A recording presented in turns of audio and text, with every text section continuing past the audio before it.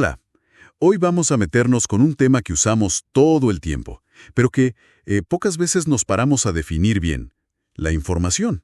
Suena simple, ¿no? Sí, parece simple, pero... Pero las fuentes que revisamos hoy, que vienen de bibliotecología, ciencias de la información, museos, bueno, nos muestran que es un concepto con muchas caras. Exacto. El significado cambia un montón dependiendo del contexto. O sea, no es lo mismo hablar de información, por ejemplo, en teoría de la comunicación, donde se vincula con reducir incertidumbre, Ajá. que en un museo, donde la información es más bien lo que media nuestra relación con la cultura material, con los objetos. Entendido. Entonces, la idea hoy es como desentrañar un poco esas distintas visiones, ¿verdad? Ver cómo se entiende desde la biblioteca, la sociología, la cognición, hasta en los museos. ¿Listos para explorar esto a fondo? Dale. A ver, una distinción clave para empezar es entre enfoques objetivos y subjetivos. Algunos autores, la vieron casi como una propiedad física del universo, algo que está ahí. Como algo externo a nosotros. Eso. Pero la visión que más se acepta hoy es la cognitiva. La información es algo que nos transforma internamente. Hay una frase famosa de Bateson Sí, la leí. que dice que es una diferencia que hace una diferencia. Esa me encantó. O sea, no son solo datos fríos, sino algo que nos mueve algo por dentro, ¿no? Exactamente. Y eso conecta con otra idea fuerte de las fuentes. Percibimos datos, sí, pero solo se vuelven información si logran modificar nuestra estructura de conocimiento. Claro, es un proceso. Datos, luego información que nos cambia, y eso nos lleva al conocimiento. Tal cual. Y ojo, esta transformación no es solo individual. Tiene una dimensión social enorme. Castells, por ejemplo, habla de la era de la información. Impulsada por la tecnología, donde la info es como la materia prima. Justo. Pero acá, las fuentes que citan a la UNESCO ponen un punto importante. Una cosa es la sociedad de la información, basada solo en tecnología. Y otra muy distinta es la sociedad del conocimiento. Que sería el ideal, ¿no? Donde hay acceso equitativo y la gente puede usar esa información críticamente para mejorar su vida y la sociedad. Precisamente.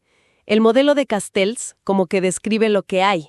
El de la UNESCO prescribe un objetivo, un ideal a alcanzar. Vale. Y bajando esto a tierra, ¿cómo se maneja en la práctica? En bibliotecas, museos. Bueno, ahí aparece el concepto de recurso de información. Ya no se habla solo del libro o el documento físico. Claro. Se ve como un activo que se gestiona y que está súper ligado a la tecnología que permite accederlo y usarlo.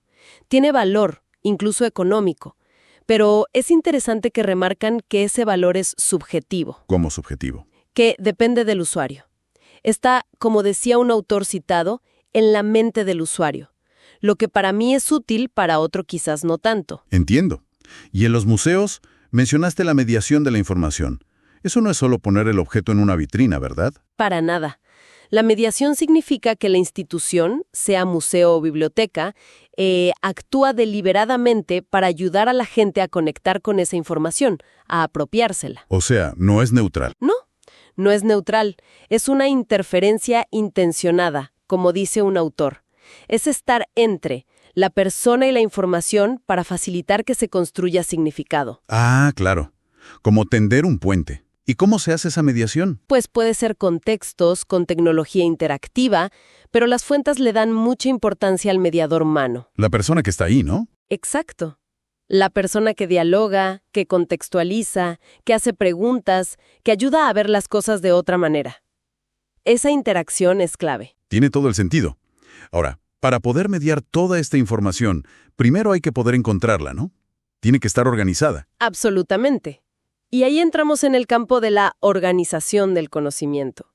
O sea, todo lo que tiene que ver con clasificaciones, palabras clave, tesauros. Las herramientas para ordenar. Sí, pero no solo sirven para encontrar cosas.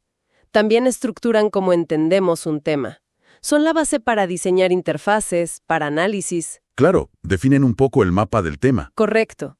Y la calidad de esa organización, la consistencia en cómo se usan esos términos, es fundamental para que la búsqueda funcione. Aunque, bueno, algunos estudios que vimos señalan que a veces, ¿Qué pasa? que el uso de metadatos estructurados, como Dublin Core en la web, por ejemplo, todavía es medio escaso. Falta aplicarlos más consistentemente. Ya veo. Entonces, si juntamos todas las piezas, ¿qué nos queda? Que la información no es una sola cosa fija. No, para nada. Es un concepto técnico, por un lado, pero también una fuerza social, un proceso mental, un recurso valioso y algo que necesita ser organizado y, sobre todo, mediado activamente. Para que realmente sirva de algo, ¿no? Exacto. Entender todas estas dimensiones nos ayuda a ser más críticos, más efectivos, al movernos en este océano de datos en el que vivimos. Como dice la UNESCO, no se trata solo de acceder. Sino de saber qué hacer con eso. Identificar, evaluar, transformar, usarla con sentido. Justamente, Es un desafío enorme en el mundo de hoy. sin duda.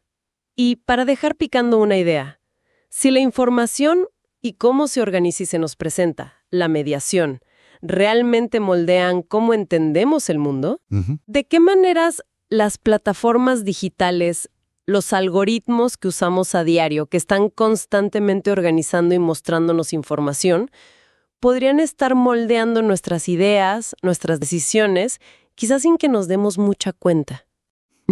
Buena pregunta. Algo para pensar, ¿no?